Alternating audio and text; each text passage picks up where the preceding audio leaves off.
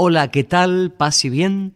Les habla el padre Rubén Francisco Bellante de la Argentina y quiero compartir con ustedes estas meditaciones contemplativas para un retiro convivencia a nivel personal, a nivel familiar, a nivel de ministerio, de grupo, de parroquia, de comunidad. Eucaristía y vida. Reconocer a Cristo vivo al partir el pan. Meditaciones para un encuentro personal con el Señor.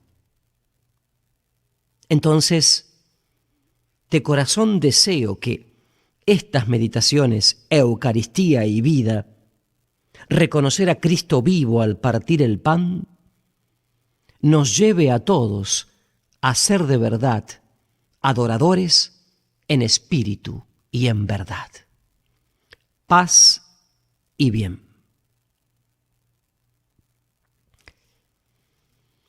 Nosotros esperábamos,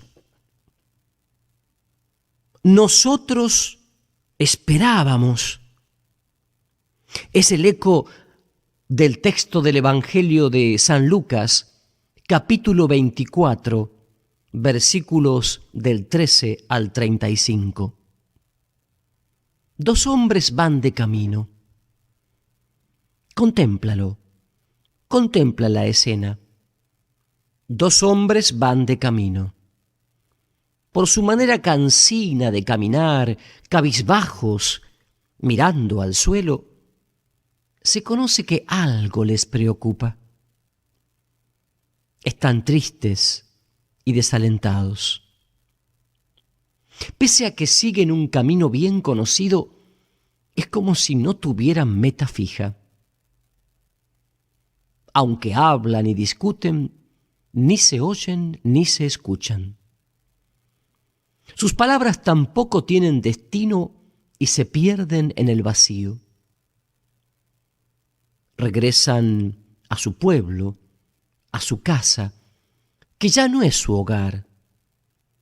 Su casa es ahora el vacío, la desilusión, la desesperanza. Alguien, no hace tanto tiempo, se les había cruzado en el camino de la vida, cambiándola por completo.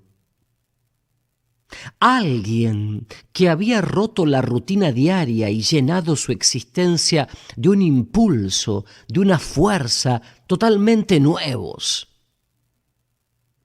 Habían dejado todo para seguir a aquel desconocido y descubrir una nueva realidad. Realidad en la que tantas palabras diariamente empleadas ya no eran meros sonidos. No eran sonidos vacíos, huecos, sino realidades que los habían tocado en lo profundo de su ser. El forastero de Nazaret lo había cambiado todo. Ya no miraban al mundo y sus tareas como una pesada carga, sino como un lugar de inmensas posibilidades. Había traído a sus existencias un tanto vulgares, mediocres, la experiencia de la alegría y de la paz. Sus vidas se habían transformado en una fiesta. Pero ahora él ha muerto. Su cuerpo ha sido aniquilado por sus enemigos. Sus miembros fueron atravesados por los instrumentos del odio y de la violencia. Sus ojos se apagaron. Sus pies ya no pueden caminar. Fue reducido a la nada. Todo se acabó. Lo han perdido. Con él han perdido también la fuerza y la energía, la alegría que él les infundía. Ya no son más que unos hombres quebrados que vuelven a casa. ¿A qué? En muchos aspectos, estos discípulos de Emaús somos nosotros, tú y yo. Mirémonos de frente. Mirémonos con audacia y veremos que así es. La palabra que mejor expresa esta realidad es perdidos. Perder algo es cosa de todos los días. ¿Cuántas cosas hemos perdido en nuestra vida? Toda ella es una larga serie de pérdidas. Al nacer, perdimos la cálida seguridad del seno materno. Al tener que ir a la escuela, perdimos la bella alegría de estar en el hogar. Al ocupar nuestro primer puesto de trabajo, perdimos la libertad de emplear el tiempo en lo que nos placía. Al casarnos o al profesar como religiosos o ser ordenados sacerdotes, perdimos el gozo quizás de tener por delante el amplio y abierto panorama de poder optar por lo que nos placía o gustaba. Y se fue la juventud, perdimos la salud, perdimos los familiares, a los conocidos, a los viejos amigos. Con la muerte acabaremos por perder definitivamente todo. Cada persona tiene la experiencia de las pérdidas que marcan profundamente su ser. Hay de todo. Verdad es que no a todos nos tocarán las mismas pérdidas y los mismos despojos. Para la mayoría, muchas desgracias solo serán una noticia más en las páginas de los periódicos o en la pantalla de la televisión. Nadie, en cambio, podrá escapar de los problemas cotidianos de la vida a la pérdida de muchas ilusiones. ¿Cuántas ilusiones alimentamos en nuestra juventud? Ser generosos en la entrega, valientes en el perdón, atentos en el servicio a los demás, grandes en las situaciones de la vida, pero en algún momento de la vida, no sabemos bien ni cómo ni cuándo, se fueron esfumando nuestros sueños. Nos volvimos personas preocupadas y temerosas, mezquinamente aferrados a las cositas que habíamos acumulado, asustados y agitados por los escándalos de la corrupción, de la política, por las cosas sociales, del mundo, de la guerra, de la violencia y hasta de la iglesia.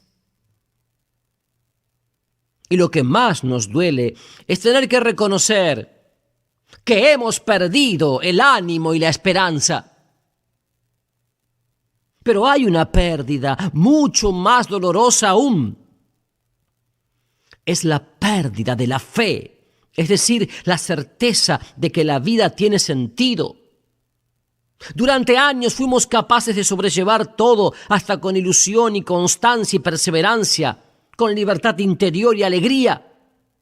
Al fin y al cabo, pensábamos, estas cosas nos acercan más a Dios. Los dolores y los sufrimientos eran soportables, pues los considerábamos medios para fortalecer la voluntad y profundizar nuestras convicciones. Pero, con el correr de los años, todo aquello comienza a debilitarse. Lo que durante años nos había dado tanto, la oración, la vida de la comunidad, el apostolado, la misión, los retiros, las convivencias, la clara conciencia de la presencia de Dios. Todo quizás se fue debilitando y perdiendo gradualmente. Conceptos hecho carne, largos esfuerzos de dominio personal, la vida como celebración ya no tocan el corazón y no comprendemos el porqué de ellos. Recordamos, sí, con nostalgia, los días en que Jesús era para nosotros una maravillosa realidad. El centro y el eje de nuestra vida, era el amigo de mayor confianza, nuestro compañero, consejero, guía. Si hasta parecía que lo sentíamos, que lo podíamos gustar y tocar. ¿Y ahora? Ahora apenas nos acordamos de él. Nos aburre quizás pasar largos ratos en su compañía. Hemos perdido la alegría de su presencia. Más aún, entra la duda. Nos preguntamos si no será también él una de tantas figuras de un libro de viejas historias. Nuestros amigos o conocidos se ríen, se burlan, son cínicos o no saben nada de él o son supersticiosos. Y tenemos que reconocer, doloridos, que se ha vuelto un extraño también para nosotros. De algún modo, lo hemos perdido. Tú sabes cómo. Tú sabes dónde. Es verdad que no a todos les ocurre esto. Pero en el peregrinar de cada día vamos descubriendo que con frecuencia nos sentimos abandonados y que esto forma parte de nuestro propio caminar. De nuevo surge toda una serie de interrogantes. ¿Qué podré hacer ahora? ¿Tomar la cosa en serio o hacer como si el problema no existiera? Al menos esconder esta realidad ante los demás. Acusar a otros de lo que nos pasa. Eso es lo que con frecuencia hacemos. Pero se nos presenta otra posibilidad. Aceptar la realidad, dolernos por lo que hemos perdido. No podremos borrar la realidad, pero sí dolernos, derramar lágrimas y permitir que esa tristeza tan profunda nos sacuda. Sentir dolor, tristeza implica cuestionar nuestra imaginaria seguridad, abrir los ojos a la dolorosa realidad de que estamos a punto de ser hombres y mujeres quebrados, que nuestra vida está al borde del abismo. Si aceptamos el dolor que nos causa tantas cosas perdidas, se abrirá el ojo interior a un mundo que va mucho más allá del estrecho ámbito de la familia, de los amigos, de los colegas, del trabajo, del deporte. La visión de otros seres humanos, presos, prófugos, enfermos incurables, niños hambrientos, en fin, de los innumerables seres humanos que viven en temor constante, hará que nuestro propio sufrimiento se una al de tantos, a los gemidos de toda una humanidad sufriente, y nuestra tristeza personal se elevará por encima de nuestra pequeñez. Y en medio de todo esto resuena una voz sorprendente. Felices los que lloran porque serán consolados. Es la novedad impensada. En lo profundo de nuestro dolor hay escondida una bendición, un regalo, un don. Y nuestras quejas se van transformando en una danza jubilosa. El dolor está profundamente emparentado con un canto de acción de gracias. Llegamos a la celebración eucarística con un corazón quebrantado. Quizás digamos como los dos discípulos de Emaús: nosotros habíamos esperado, pero nuestra esperanza está quebrada. En su lugar vemos tortura y muerte. También vamos tristes y con la cabeza gacha. Así es el camino. Todo depende de si vamos por el sendero del resentimiento o de la gratitud. El resentimiento y el rencor, el avinagramiento, son una posibilidad real y muchos se dejan dominar por ellos. Ante tantas adversidades, fácilmente nos desalentamos, nos airamos y amargamos. Con el correr de los años, más fuerte se vuelve la tentación de decir: la vida me ha engañado, ya no tengo futuro, nada que esperar. A defender, pues, lo que me queda, para no perderlo todo. El resentimiento es una fuerza destructora que anida en el fondo del alma y endurece el corazón. Puede compenetrar todas nuestras palabras y acciones hasta el extremo de hacernos olvidar la presencia de Él, hasta el punto de no poder imaginarnos cómo sería la vida si no hubiese algo de qué quejarse. En el fondo de nuestra conciencia hay muchos resquicios en los cuales anida el rencor. Pero la Eucaristía me da otras posibilidades. La de crecer y madurar en la fe. No alimentar rencor, sino gratitud. Las lágrimas son capaces de ablandar el corazón y de abrirnos para decir gracias, a vencer la desilusión. La palabra Eucaristía, literalmente traducida, significa acción de gracias. Vivir la Eucaristía es vivir la vida como un regalo, como un don, por el cual se está agradecido. Pero esta gratitud no es la reacción más inmediata en la vida, sobre todo cuando a ésta se la mira como un conjunto de contrariedades. No obstante, el gran misterio que celebramos en la Eucaristía y que hacemos realidad por una vida eucarística es precisamente esto: comprender por las pérdidas que la vida es un don, un regalo, un proyecto. Por eso, Señor, ten piedad de mí. Ten piedad de mí. Y por eso cada misa comienza con un clamor por la misericordia de Dios. Es el grito del pueblo de Dios, el grito de los seres humanos de corazón contrito y humillado que se van abriendo al amor incondicional y gratuito. Pero este clamor por misericordia solo lo podremos lanzar si estamos dispuestos a reconocer que nosotros mismos somos culpables de nuestras miserias, sin echar la culpa a las circunstancias, a los demás o a Dios. La tristeza de los discípulos de Emaús prevenía de que habían perdido a aquel en quien habían puesto sus esperanzas. Al poco tiempo eran conscientes de que sus mismos jefes lo habían hecho crucificar. Mientras nos estanquemos en nuestras quejas y nos lamentemos de los malos tiempos o por la tremenda mala suerte que nos ha tocado, no llegaremos a la contrición. Al arrepentimiento no se puede llegar sin un corazón contrito y humillado. Observando atentamente los problemas de nuestra vida personal, familiar, o los conflictos a nivel regional, nacional y global, veremos que estos conflictos son nuestros propios conflictos.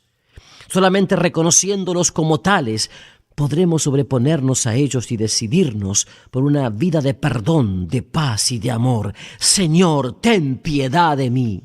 Señor, ten piedad de mí. Cristo, ten piedad de mí. Sí, somos pecadores, pecadores sin remedio. Todos nuestros sueños y esperanzas se han esfumado y en medio de estos sentimientos frustrantes resuena una voz. Te basta mi gracia. Te basta mi gracia. 2 Corintios 12:9.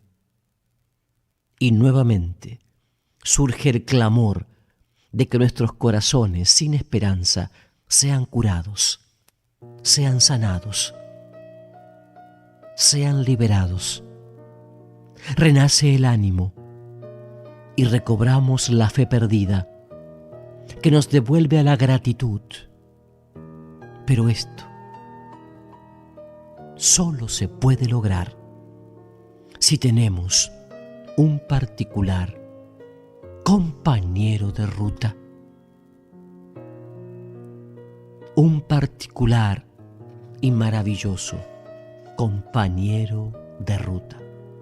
Sí, en tu vida y en la mía, a nuestro lado camina Jesús de Nazaret, vivo, presente y resucitado. ¿Lo has reconocido? ¿Lo has escuchado? ¿Lo escuchas? Él está a nuestro lado y hace que nuestro camino, nuestro particular camino de la vida, nuestra particular peregrinación por esta vida, tenga meta, tenga horizonte, tenga un porqué y un para qué, porque estamos siguiendo sus huellas. Ese es nuestro particular compañero de ruta. Y nosotros, tú y yo, somos los discípulos de Emaús en este siglo XXI y seguimos las huellas del resucitado porque estamos ansiosos de reconocerlo al partir el pan.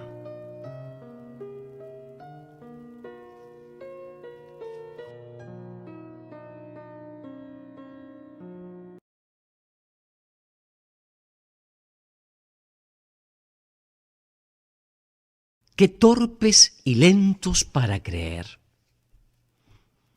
Mientras los caminantes van rumbo a la aldea de Emaús, desde Jerusalén a Emaús, rumiando su tristeza, se les acerca un desconocido y va con ellos, pero ciegos, no le reconocen. Ya no son dos, sino tres. Y todo comienza a cambiar. Ya no caminan con la vista clavada en la tierra, sino que dirigen su mirada a aquel que les ha agregado en el camino. Y viene la pregunta inevitable: ¿de qué venían conversando? ¿Y por qué están tristes? Y viene la contrapregunta: ¿eres tú el único forastero en Jerusalén que no sabe lo que ha ocurrido en estos días? ¿Qué ha ocurrido? Sigue una larga historia. La historia de los que han perdido. La historia de la tumba vacía, las mujeres, los ángeles, las esperanzas destrozadas. La tristeza los embarga, se desahogan. Al menos han encontrado a alguien con quien hablar sobre lo ocurrido, alguien dispuesto a escuchar sus lamentos, su tristeza y su profunda desorientación. Nada parece ya tener sentido, pero siempre es bueno tener a quien contar nuestras cuitas, que volver uno mismo siempre de nuevo sobre lo ya sabido. Al terminar, acontece algo. Ellos ya no hablan y el forastero empieza a hablar. Y lo que dice despierta su atención. Él los había escuchado. Ahora ellos le escuchan a él. Sus palabras son claras y precisas. Habla de cosas ya viejas, que bien se las conocían ellos, de la historia de su pueblo, de Moisés y los profetas. Es como si lo oyeran por primera vez. Lo único nuevo en todo aquello era aquel que lo contaba. Un desconocido salido, no saben de dónde, pero que les parecía más cercano que nunca, Asumió todos sus sentimientos de tristeza, de culpa, de miedo, de desesperanza, a los cuales no encontraban respuesta. Lo que era tan confuso adquirió nuevos horizontes. Lo tan oprimente se hizo soportable. Lo tan inmensamente triste se transformó en algo que llenaba de alegría. Mientras les hablaba, se dieron cuenta de que sus vidas no eran tan insignificantes como ellos creían. No, su vida era parte de un gran misterio que lo abarcaba todo. No les dijo que su tristeza no tuviera nada de importante, sino que les dio a entender que ella era parte de una tristeza más amplia, en el fondo de la cual se escondía el gozo. Tampoco les dijo que la muerte que lloraban no fuese real, sino que ella conducía a una vida más plena y más auténtica. Les dijo que al perder al amigo en quien habían puesto sus esperanzas, se les abría una nueva relación de amistad inmensamente superior. Nada de lo que le habían contado lo ponía él en entredicho, pero les enseñaba que era parte de un acontecimiento del cual ellos serían protagonistas. No obstante, aquella no era una conversación tranquila. Todo lo contrario, les hablaba con fuerza y energía, sin sentimentalismos. Era como si traspasase sus quejas con una verdad que hubieran preferido no escuchar. De todos modos, siempre es más cómodo escudarse tras los lamentos que mirar de frente la verdad. El forastero rompía sin miramientos sus mecanismos de autodefensa. ¡Qué torpes y duros son para comprender y creer! Estas palabras fueron como una estocada en el corazón. Cuando a uno le dicen que es torpe y que no comprende nada, eso le duele. Quisiera uno protestar, defenderse, pero aceptar estas palabras nos capacita a romper la coraza del miedo y del encierro en sí mismo. Nos muestra, de modo doloroso, pero nuevo, lo que significa ser persona. Es como un llamado a despertar, a quitar anteojeras, a derribar defensas inútiles, a quitarse complejos, traumas. Resulta que han fijado su atención en un montículo sin darse cuenta de que estaban en la cima de una alta montaña, desde la cual podían tener una amplia visión del mundo. No se dieron cuenta que el pequeño obstáculo les servía para señalar el camino correcto. Se agotaron en quejas por los bienes perdidos, ciegos para reconocer que esto los llevaba a recibir el don de la vida. El forastero les decía directamente que no entendían nada, a fin de que se les abrieran los ojos a una nueva esperanza. Es que ellos no veían ya otra posibilidad que la de volver a casa, a sus antiguas ocupaciones, volver al pasado. Duros de creer son, duros de confiar en algo más grande, incapaces de saltar por encima de su propia sombra, incapaces de superar los sufrimientos del momento y ver en ellos parte de un proceso profundo de salvación.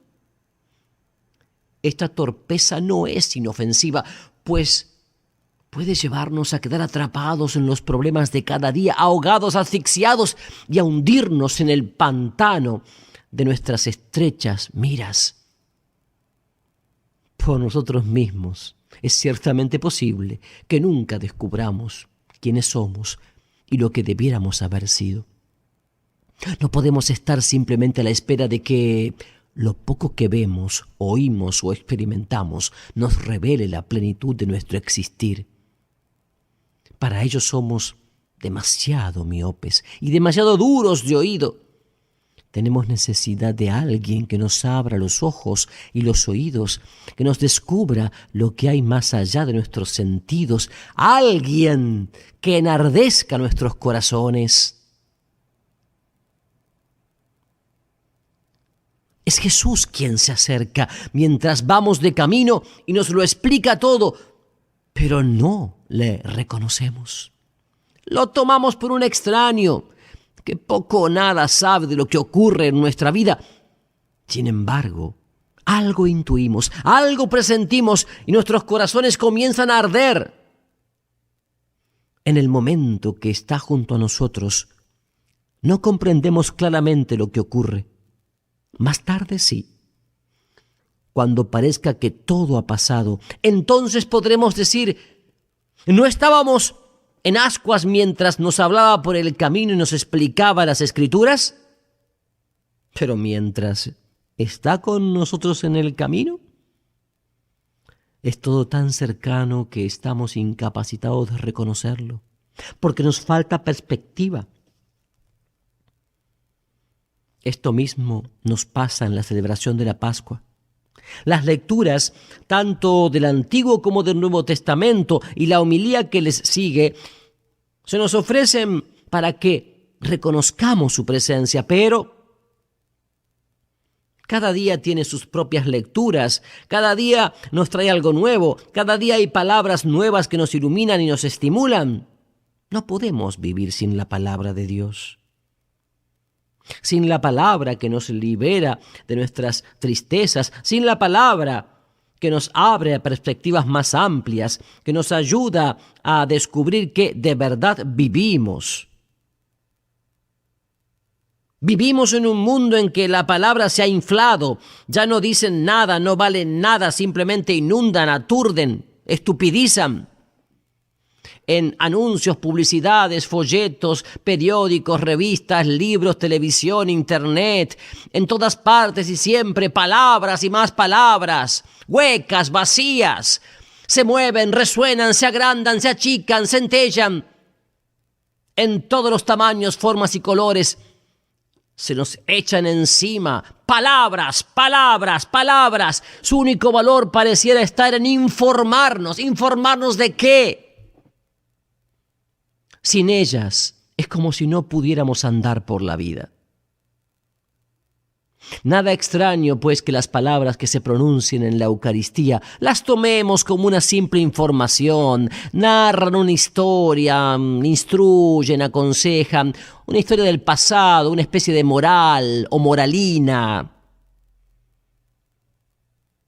Y como ya las hemos oído 1000 veces, apenas si les prestamos atención, casi ni nos tocan. Todo resulta demasiado conocido, demasiado familiar, siempre lo mismo, sea que se nos lea de un libro, sea que se nos transmita desde la predicación, la catequesis. Lo peor es que entonces la palabra pierde su valor sacramental, ya no es sagrada. Sí, una palabra es sagrada, hace presente lo que expresa. Cuando Jesús hablaba con los 2 discípulos, sus corazones empezaron a arder, lo que significa que experimentaron una presencia. No traían solamente un recuerdo. Él no hablaba simplemente de alguien, sino que se hizo presente. Por eso sus palabras tenían valor sacramental. La palabra de Dios siempre tiene valor sacramental, es sagrada, por eso hace. En el libro del Génesis se nos dice que Dios creó el mundo. En hebreo la palabra crear es lo mismo que decir. Así pues podemos traducir: Dios dijo luz y se hizo luz. Por eso su palabra está llena de su presencia. En el camino de Maús, Jesús se hizo presente por su palabra, y esta presencia transformó la tristeza en alegría, los lamentos en júbilo. Esto mismo pasa en cada celebración eucarística, en cada misa. La palabra que se lee y se proclama quiere ponernos en presencia de un Dios vivo, transformador, renovador y liberador. Es así como cambiará nuestro corazón. No se trata primariamente de dejarnos instruir, de sentirnos alentados en las dificultades, de saber lo que tenemos que hacer al salir del templo. No. Su verdadero valor está en que actúa en nosotros como fuerza divina. A cada quien la palabra le habla de manera única y personal. Jesús, en la sinagoga de Nazaret, lee el texto de Isaías 61, 1, 2. El Espíritu del Señor está sobre mí porque me ha ungido para que dé la buena noticia a los pobres. Me ha enviado para anunciar la libertad a los cautivos y la vista a los ciegos, para poner en libertad a los oprimidos, para proclamar el año de gracia del Señor. Y luego agrega: hoy se ha cumplido esta palabra que acaban de escuchar.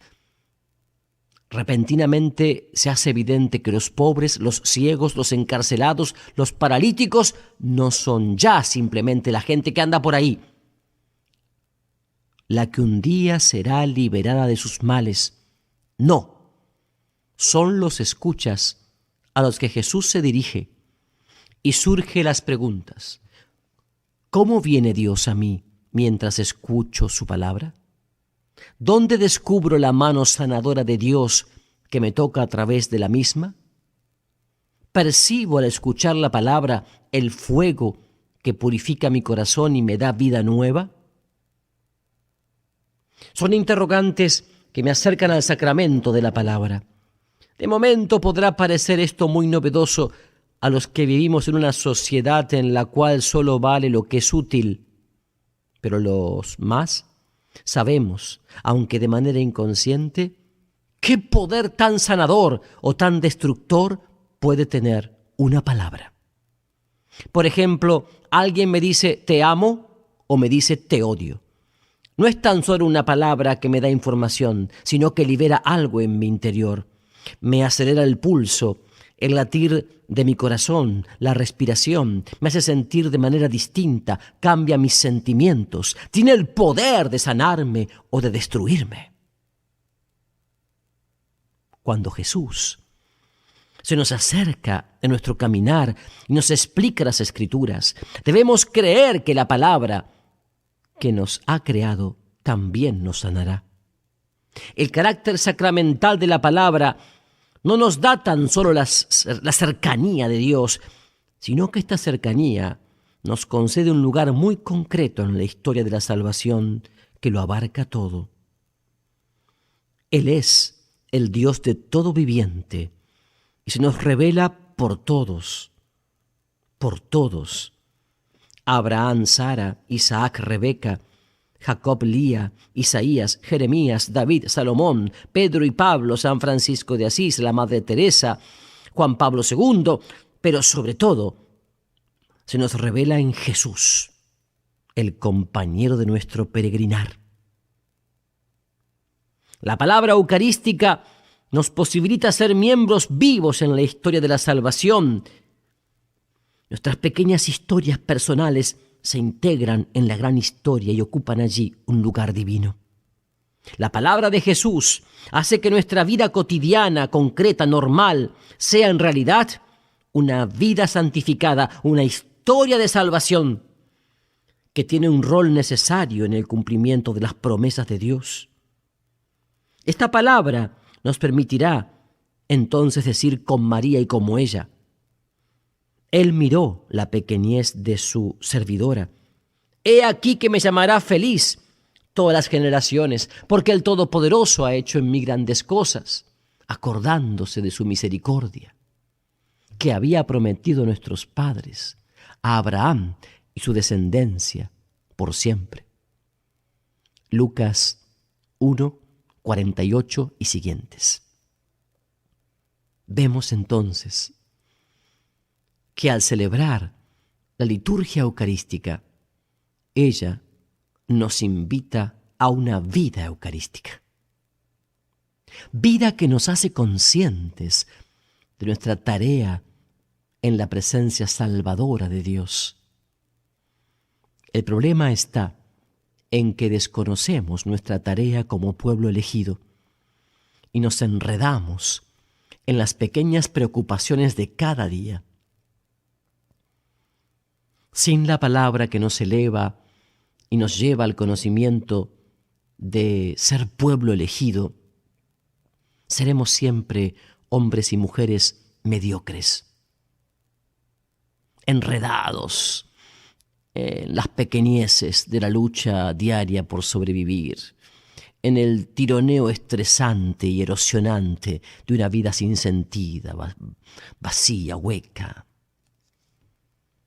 Sin la palabra que enardece nuestros corazones, no haremos otra cosa que volver a casa, a la vida, triste y vacía, con la resignada convicción de que no hay nada nuevo bajo el sol.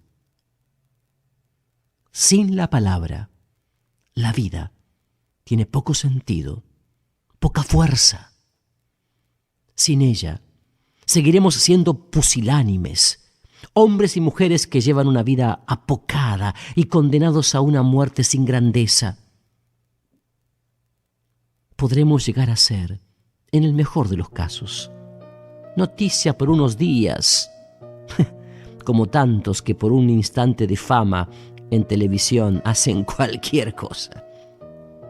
Pero nunca nos llamarán felices todas las generaciones.